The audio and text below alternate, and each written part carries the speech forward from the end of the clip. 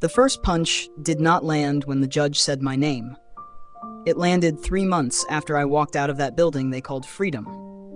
It hit me at 5 o'clock in the morning when the cheap plastic wristband they gave me for work monitoring buzzed so hard it felt like it wanted to break my bone.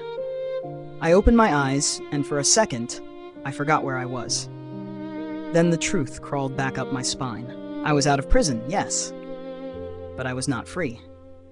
I was owned by a schedule that did not care if I was tired, scared, or still trying to figure out how to live with the guilt of wrecking someone's life with a stupid decision I made at 21. When I stood up, my knees trembled. Not from the early hour.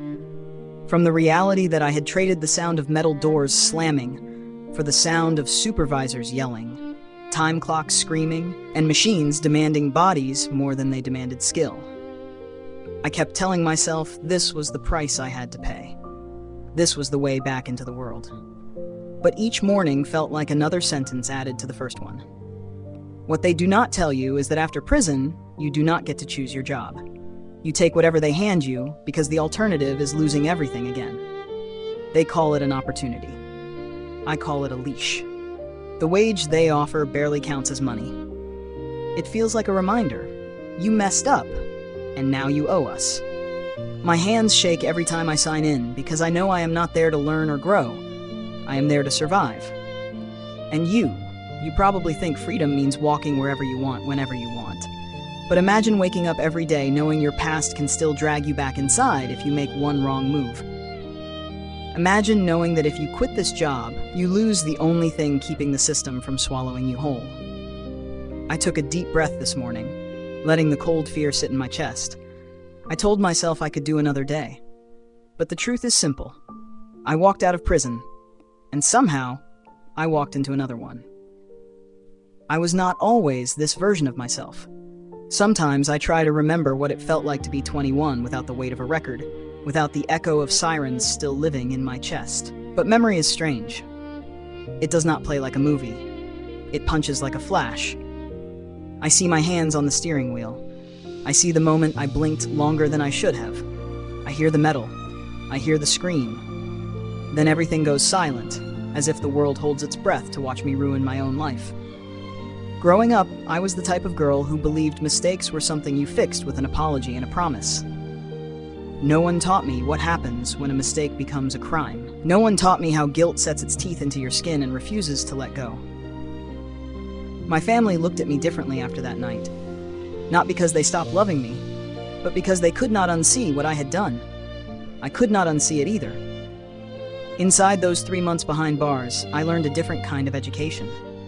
Not from the guards, not from the rules, from the silence. Silence that showed me who I really was when everything I thought I knew about myself was stripped away. I stopped being Misa the girl. I became Misa the one who caused the accident. Misa the one who had to live with it.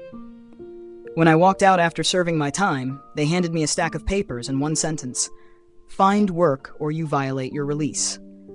It did not matter that I still woke up sweating from nightmares. It did not matter that my heart still raced every time I heard tires skid on the street. My freedom came with a condition: take the labor job they offered, or risk going back. Inside my head, I kept repeating a lie to survive it. This is just temporary, just a few weeks. I can handle it. But the truth burned deeper. I knew exactly what choosing that job meant. I knew I was stepping into another kind of punishment. And you. If you had to choose between a job that destroys you or a prison cell that breaks you, which one would you pick? The first day on the job felt like being swallowed whole. Not by a place, because I am not allowed to describe places, but by a feeling that pressed against my ribs until it hurt to breathe. They told me it was mandatory post-release employment. That phrase sounds polite until you live inside it. What it really means is this: show up, keep your head down, and accept whatever they throw at you because your past has already decided your worth. My hands would not stop shaking that morning. I kept rubbing them together, trying to convince myself that I belonged here, even though every part of my body screamed that I did not. The supervisor barked instructions at me, every word landing like a slap, sharp and impatient. He spoke as if I was lucky to stand there. Lucky to earn the kind of money that would not even cover a single day of the accident I caused. Lucky to be outside a cell at all. When I bent down to start the task they gave me, a burning sting shot up my lower back. My throat tightened. Sweat gathered between my shoulders. My heartbeat turned into a drum inside my chest, loud and uneven. It felt wrong. All of it. The rhythm, the pace, the way my body reacted as if I had been thrown into a fight I never agreed to. Inside my head, I tried to talk myself down. Stay calm. Do the work. You cannot afford to lose this. But the fear did not listen. It climbed higher, wrapping around my lungs like a vine. I felt small. Smaller than I ever felt in that cell. Then came the moment that broke me a little. Someone whispered the word felon under their breath. I heard it. My ears burned. My stomach twisted. I wanted to disappear into my own skin. And you, tell me honestly, how would you react if someone reduced your entire existence to a single mistake you made when you were 21? Would you swallow it the way I did? Would you pretend it did not hurt while it carved scars under your ribs? That was the moment I understood something cruel. My sentence had ended, but my punishment had not. I kept telling myself I could survive it, that if I just pushed through one more shift, one more week, one more month, I would eventually feel human again. But the truth is not patient. It does not wait for you to catch up. It drags you by the throat. Every day I showed up, something inside me broke a little more. The work tore into my muscles. My fingers ached so badly that I sometimes stared at them and wondered how something so small could hold so much pain. My back throbbed in a slow, punishing rhythm. My feet felt like they carried the weight of the sentence I thought I had already served. The supervisors never looked at me like a person. They looked at me like a reminder of everything society hates but refuses to fix. I learned to nod, to keep quiet, to take whatever came at me without letting it show on my face. But inside, I was unraveling. There were days when I felt humiliation burn hotter than the work itself. The way people whispered when they thought I could not hear. The way my paycheck barely covered anything, yet they told me I should be grateful. The way exhaustion made my thoughts blurry and slow. Some nights I lay in bed, staring into the darkness behind my eyelids, wondering if this was all my life would ever be, a cycle of punishment disguised as redemption. My inner voice became a battlefield. You deserve this. No. You have paid enough. Keep your head down. Stand up or you will disappear.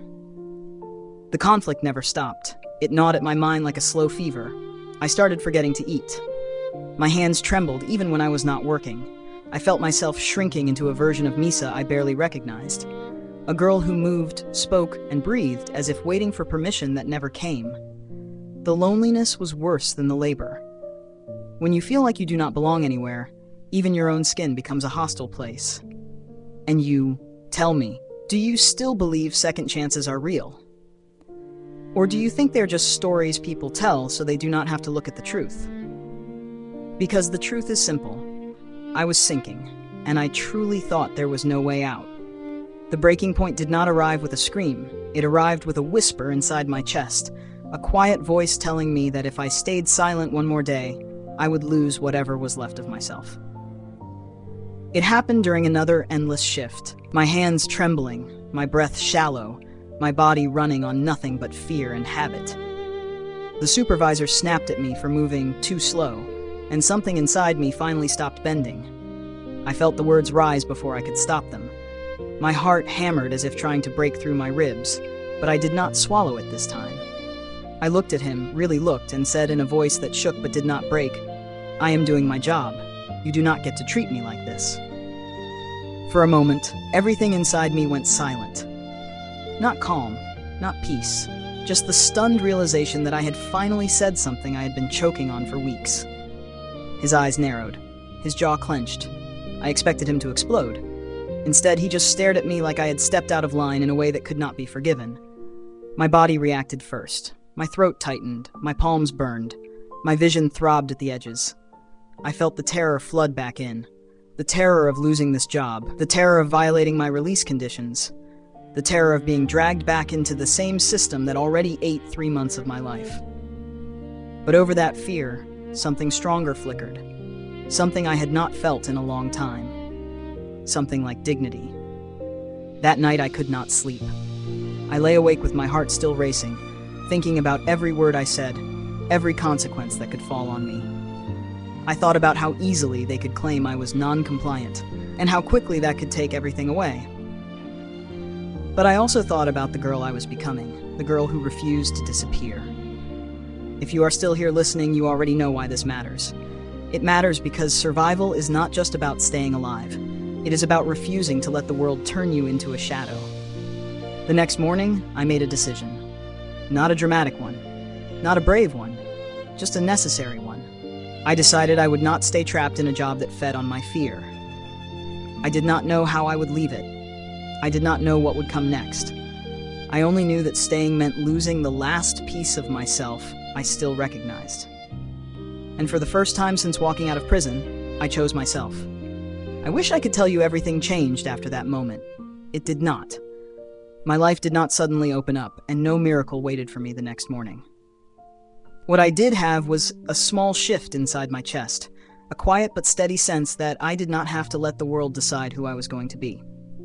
3 months after walking out of prison, I was still stuck in mandatory work, still exhausted, still unsure of my future. But something in me had finally stopped breaking. I started searching for a way out, not from responsibility, not from consequences, but from the cycle that kept me small. I signed up for a free online class on rehabilitation rights. I talked to someone who knew how to navigate post-release employment laws. I even wrote my name on a waiting list for a program that helps people like me start over. I do not know if any of it will save me, but it is a beginning. And you, listen closely. You can carry your past like a weight or carry it like a reminder. Either way, it will follow you. But the choice of what you do with it still belongs to you, even when everything else feels out of your control. I am free. But I have not chosen freedom yet. I am working toward it, step by step, without looking away from the mistakes that brought me here. Maybe that is what real freedom is, walking forward even when the past keeps trying to pull you back.